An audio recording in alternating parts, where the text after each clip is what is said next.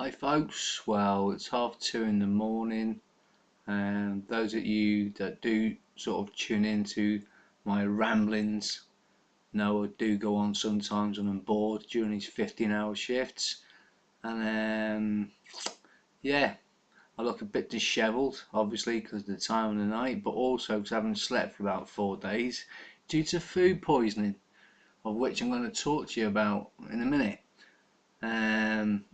Now, yeah, just notice here how long my hair's grown since my last sort of little YouTube clip I put on, but there you go, need a haircut, who cares? So I might ramble some crap, but there you go. Now what I'm about to tell you, you will obviously need to seek maybe medical advice first, obviously, as a disclaimer. Obviously, if you're under the age of 18, you will need to ask your parents' permission, and as responsible blogger, whatever you like.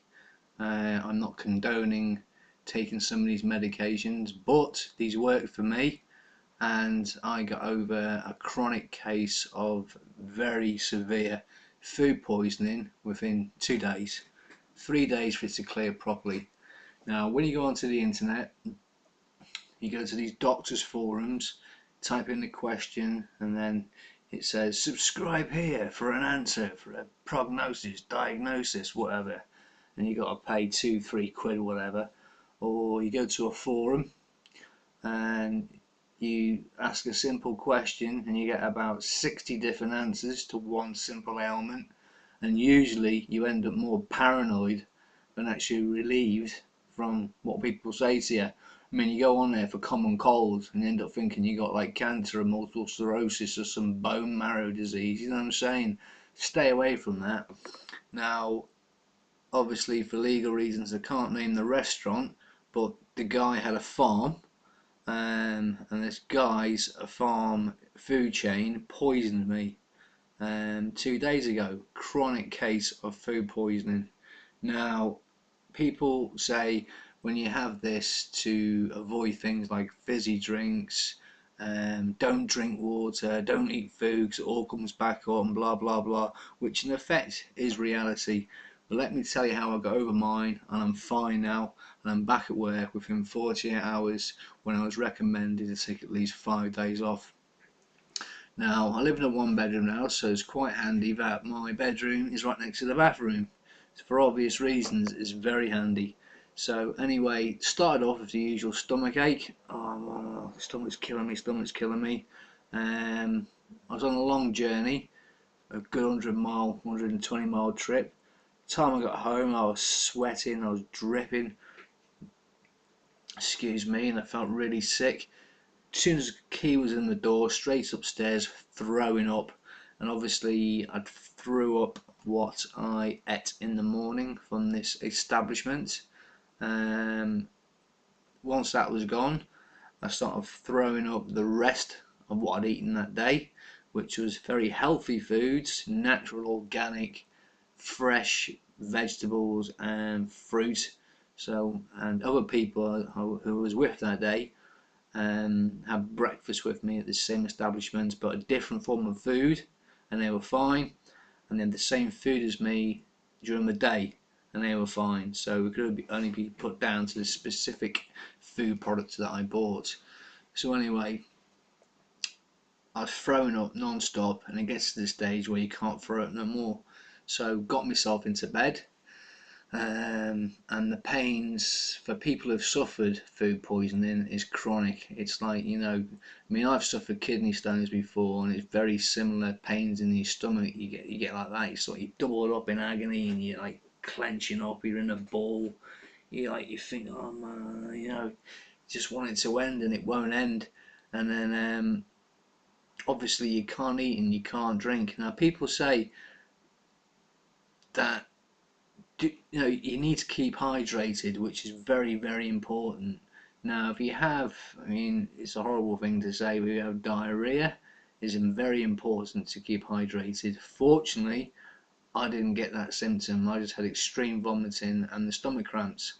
So, rather than just take these sips to keep myself hydrated, I was necking the whole sort of glass of water so I could just instantly throw it up again. So I was emptying my stomach. So I was drinking 1 glass, 2 seconds later throwing it up. So I wasn't just bringing up my stomach lining and bile, which is the worst thing you can do. So 4 or 5 glasses later, throwing up, clearing everything I could out of my stomach. Now that sort of semi-eased the pain but not the sickness. So I got back into bed, just curled myself up again, kept myself warm. Just make sure you keep yourself warm. Now obviously my stomach is absolutely empty. Do not under any circumstances drink milk, because people say, oh yeah, it puts a lining on your stomach. Wrong thing, it'll just curdle, make you even more sick, and you'll just be throwing up clots, and it's the worst thing you can do. Just take nothing, just ensure your stomach is fully empty. Keep drinking the water as you're feeling nauseous, and just keep throwing it up, so you are actually throwing up liquid and not bile. And you'll start to, that nausea will start to subside.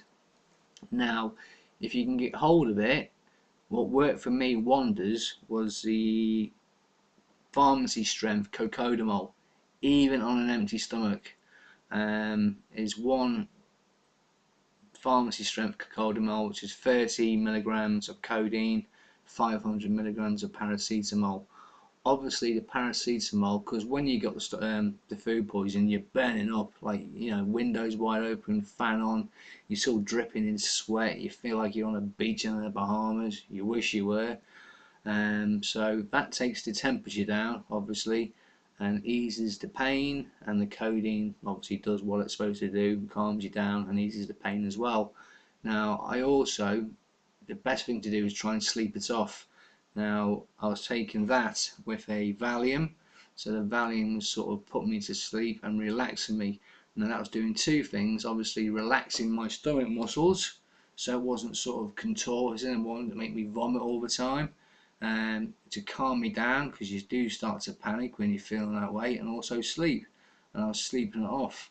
I only did that for 3 times during the first night.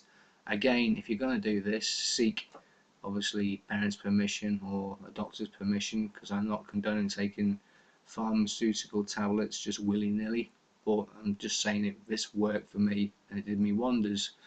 Anyway, I thought it was fine. I went downstairs, made myself a cup of tea.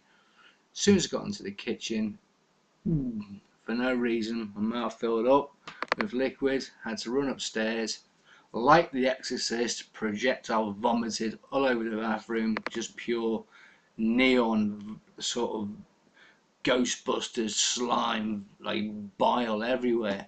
And I thought, oh, that's it, I'm gone back into sort of like something's not working here. But all that was my bad.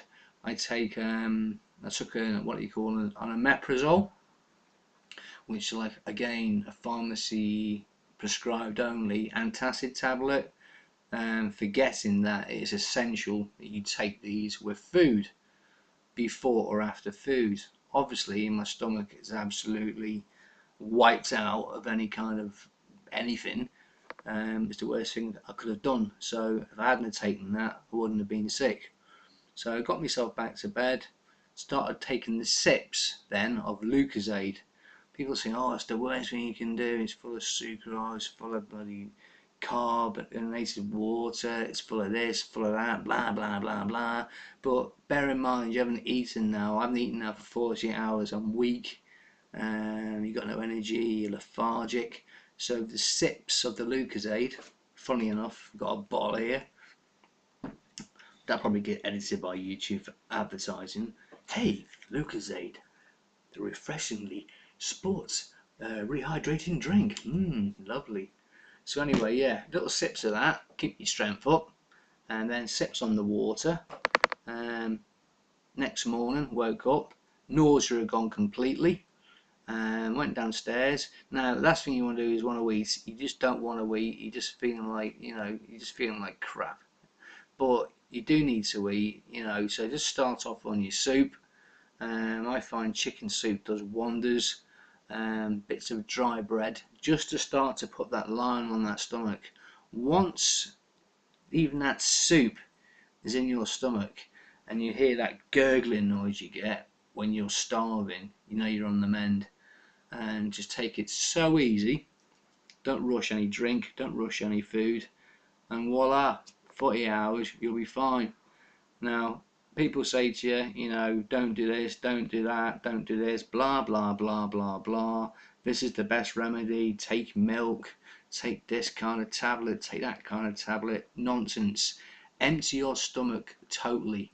Drink as much water as possible. Don't sip it. Gulp it down you. Throw it up so you're clearing your entire system of the bug. You know, yeah, I'm very, you know, obviously aware that it's not just in your belly. Once the bug's in there, it's around your system, but you're clearing out anything that's inside. So the more you can get out, the better you're going to be. And with the help of the Cocodamol, and I said the Valium, that's going to relax all the muscles in your stomach to stop you sort of, you know, getting the pains and the cramps. It'll also help you sleep, help you relax. The Cocodamol is going to stop the pain and the temperature, and then, and what I'm saying, once you're back to the nausea subsiding, you can then start drinking properly and taking your soups. Then I'm back at work. My third day. It's my third day since I've had it. I'm back in work, back on a 15-hour shift. I'm fine.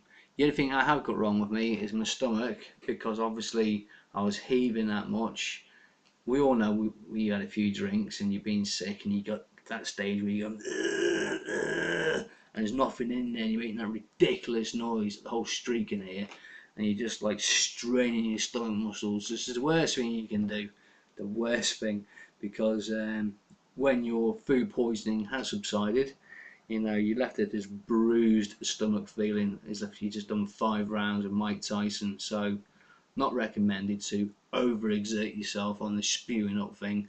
I know when we've all got a head in a bowl being sick, it feels like it's the end of the world, but keep at it, do as I say, and I swear to you, your food poisoning will go within 2 days just by chilling out, emptying your stomach, and following what I said. I hope my ramblings have come to some good advice somewhere down the line. And I also hope that you don't get the food poisoning. And I don't recommend a certain restaurant's early morning breakfast sausage based food products either. Because what I say to you is, fuck you for making me ill. So yeah, have a nice day. Sorry if I've bored you. If I haven't bored you, I hope I've helped you. Peace out.